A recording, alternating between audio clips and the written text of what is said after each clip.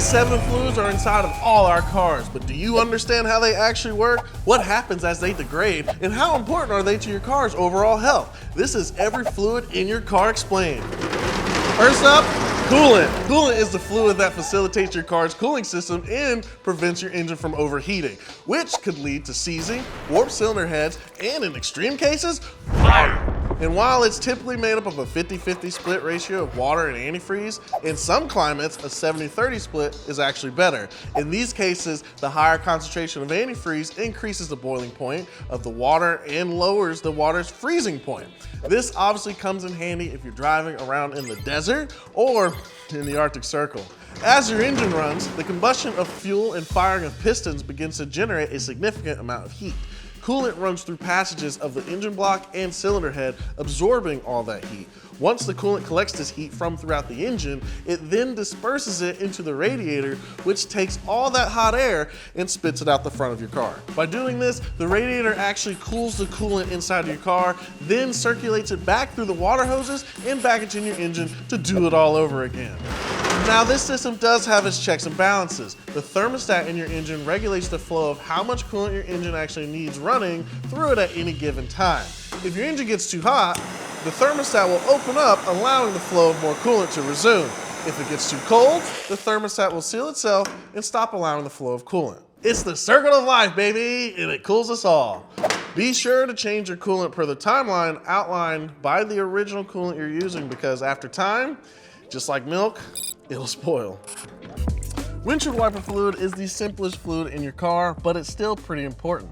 It's made up of 3 main ingredients: water, for obvious reasons, surfactant, also known as soap, for other obvious reasons, and methanol, which is essentially alcohol and helps the liquid dry faster, so you're not driving around looking like someone just sprayed your windshield with a water hose. The system is activated simply by pulling your windshield wiper lever inside of your car. Then an electric pump system spouts water from down on the bottom of your windshield. You got it? Good? Okay. Power steering fluid is a far less common fluid in the modern era due to all the new electric power assisted steering systems, also known as EPAs, which have no hydraulic components at all. But I know you sitting on your lunch break in the bathroom on the toilet watching this very video, that at the very least you got a little side piece that uses the good old-fashioned hydraulic power steering system with all its wonderful smells and even better leaks. Just ask our director. Not all power steering fluids are alike though, and depending on the car you drive, there could be a very specific type of fluid that you need to be using. Some older cars literally can just use automatic transmission fluid, or ATF, while most cars after the year 2005 take a synthetic power steering fluid, or they're on those EPA systems and they don't need fluid at all. But no matter what type of fluid your car takes, here's how it works. The power steering pump circulates fluid under hydraulic pressure, which allows the piston in the steering gear to move. This reduces the effort associated with moving the wheel. As pressure grows, the piston moves, turning the wheel in the desired direction. Power steering fluid helps keep this movement smooth. That's why if you hear moaning when you turn your steering wheel, it definitely isn't an old private tab playing over the Bluetooth. Your power steering fluid's just low. Hey, big boy, did someone order a pizza? Make sure you're flushing your fluid every 30,000 miles, because like any system in your car that produces a lot of heat, that fluid is going to get dirtier and dirtier by the day, which would lead to wear and tear that you could have just avoided by flushing the system.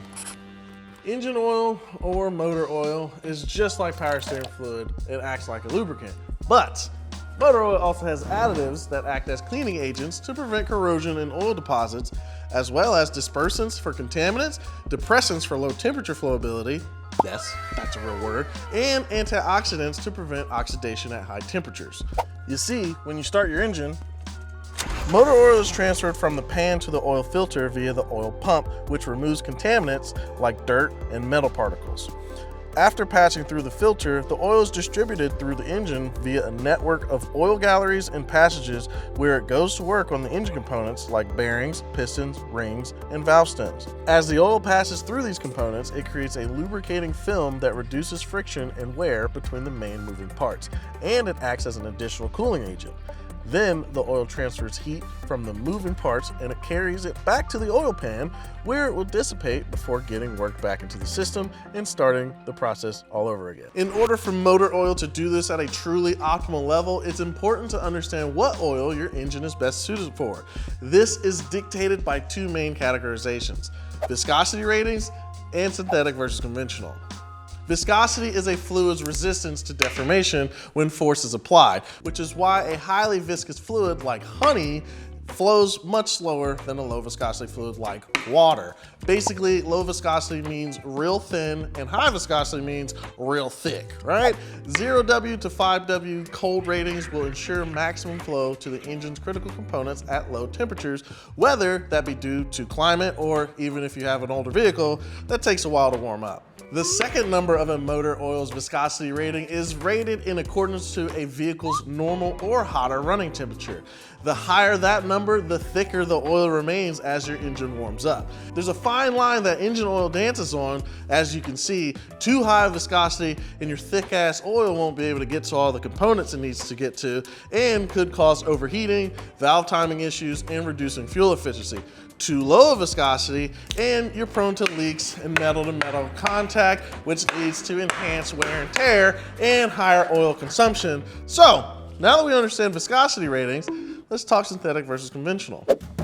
Basically, synthetic is always the best option. It lasts longer, it's more efficient, and performs better in extreme climates. But at the end of the day, it is much more expensive, and if you have an older car like me, synthetic oils can lead to a higher leak probability, as the lab manufactured version of this juice might be too slick for your old wagon to handle.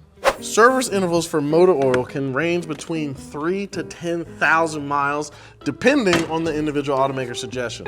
But hey, you watch this channel already, right? You already knew that. Brake fluid is actually unique in its purpose because unlike every other fluid that's part of a hydraulic system within your car, brake fluid actually transmits the hydraulic force your braking system generates. You see, when you press your brake pedal, the push rod pushes the mechanical force from the brake pedal through the servo and into the master cylinder. The brake servo assists the driver by applying additional force to the braking system. Think of it almost like a foot pump. The master cylinder then converts the physical pressure from the driver's foot on the brake pedal into hydraulic pressure. When braking, the pistons and seals in the master cylinder push the brake fluid through the system, creating hydraulic force, which pressurizes the entire system. When the brakes are let off, the fluid returns to the master cylinder, which in turn decompresses that hydraulic force. Brake fluid is primarily composed of glycol ether, which is an organic solvent and is best suited for hydraulic systems due to its levels of solvency and compatibility with the various materials within the braking system, like rubber, metal, and their low volatility, which ensures that they don't melt easily under the hot conditions that your braking system definitely creates. The level at which your brake fluid operates is dictated by this DOT rating. Brake fluid is rated from .3 to .5.1. These ratings are based on what each fluid's dry and wet boiling point is. You might be wondering, Justin, what the hell is a dry and wet boiling point? Well, hold on a damn second, I'll get to it. Jeez. Oh God, it's right here. Dry boiling point refers to the temperature at which the fluid boils when it's in pure state, while wet boiling point refers to the temperature in which the fluid boils after it's absorbed a little bit of moisture. Remember that main component of brake fluid, glycol ether? Well, it absorbs moisture like a mother, which eventually brings its boiling point down, which causes the fluid to thin and allows for corrosion, which leads to cracks in the seals, which leads to air in your lines, which leads to spongy brake feeling, which ends up with you plowing into the car in front of you, and that's not good. Not good at all. Temperature can get too high in your lines, and suddenly you're risking vapor lock, which can lead to a complete brake failure, and that is as bad as it can get. Really bad. So what's the right DOT rating for your car? Well, let's take a look at the list. .3 is typically the right rating for everyday driving. It has a dry boiling point of 401 degrees Fahrenheit. .4 jumps up to 446 degrees Fahrenheit and is more suited for high demand conditions like towing or if you're driving through high grade mountains and roads.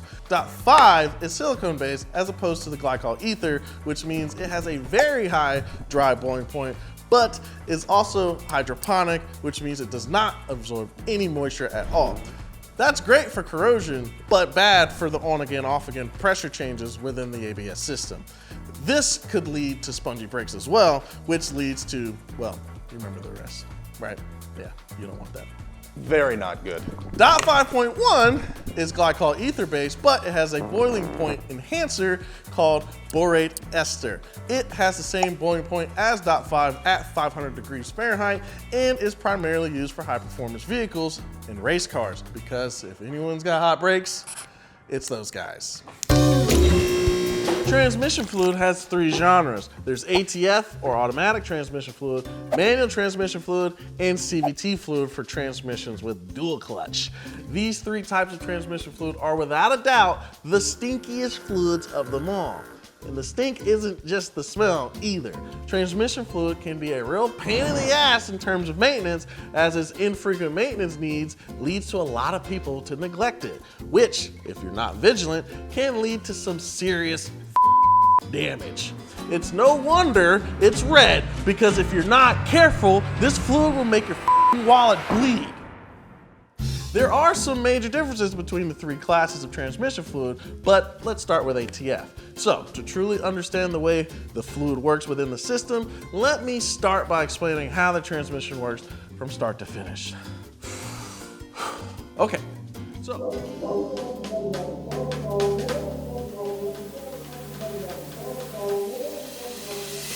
all right, look, I know that was a lot, so just think of automatic transmission fluid as the triple threat of auto fluids. It has the temperature balancing abilities of coolant, it has the lubricating properties of power steering fluid, and the hydraulic components of brake fluid.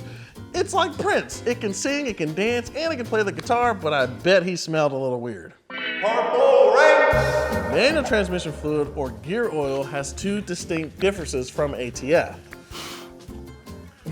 Pun intended, but that's not what I'm talking about. No, the main differences between these fluids is the much higher viscosity and superior lubing properties. You see, with the constant shifting involved in driving a manual car comes a lot more heat and a lot more rubbing of the intricate parts inside the transmission. Primarily the clutch disc, the flywheel, and the pressure plate. The higher viscosity or thickness of the manual transmission fluid, along with its ability to withstand higher sustained heat, keeps all those moving parts well oiled and cool as you shift. Sidebar. Remember how I also called manual transmission oil gear oil? That's because it's also the same fluid that cools and lubricates your tire differential. You see, the power that your engine produces is transmitted to the differential by your transmission. Why do you think they call it a transmission? The power that your transmission sends to the differential is processed through the differential input shaft, which drives the ring gear, which is attached to the carrier assembly that spins and is connected to the gears that rotate and are attached to the axles that then makes your wheel spin. That's a lot of movement, right? Well, that's why your differential needs a fluid with such high viscosity. A lot of moving, grinding, and hot parts. All right, CVT, or continuously variable transmissions. They're becoming more and more present due to their higher levels of fuel efficiency. What makes them so fuel efficient? Well, instead of using gears like a normal transmission, the CVT uses belts and pulleys like the front of an engine. CVT oil has a very low viscosity, which ensures smooth movement for a system that has very low friction. With essentially a pulley system moving around in your transmission, a thicker, more viscous fluid would slow the transmission's ability to shift, causing all sorts of problems for your car and your wallet. When I first brought up cars and fluids, I bet the first thing you thought of was fuel. Liquid gold, baby. Fuel comes in different variations and octane levels. Octane is the measure of a fuel's resistance to premature ignition, or knock, during combustion. It's important to understand which octane level is suited for your car's engine, and if you want to know more about that, you should watch this video. Fuel, specifically gasoline, is made up of petroleum hydrocarbon, which is derived from crude oil. Liquid gold, baby! And additives to protect from things like degrading and corrosion. When your car starts up, fuel is pumped from your gas tank to the fuel lines and then through the fuel filter into the fuel injectors or carburetor. The fuel injectors then spray fuel into the engine's intake manifold or directly into the cylinders, where it's then mixed with air and ignited by your spark plugs or through compression if you have a diesel engine. This causes combustion, which powers your engine. The timing of this is why it's so important to know which level of octane is best suited for your car. Using the wrong grade of fuel can cause premature knocking, which will damage your cylinders. Moral of the story is, these fluids are all like food for your car. If you're putting the right stuff in, it'll stay healthy. Thanks for watching this video. This has been Every Fluid in Your Car Explained. Bye, miss you already.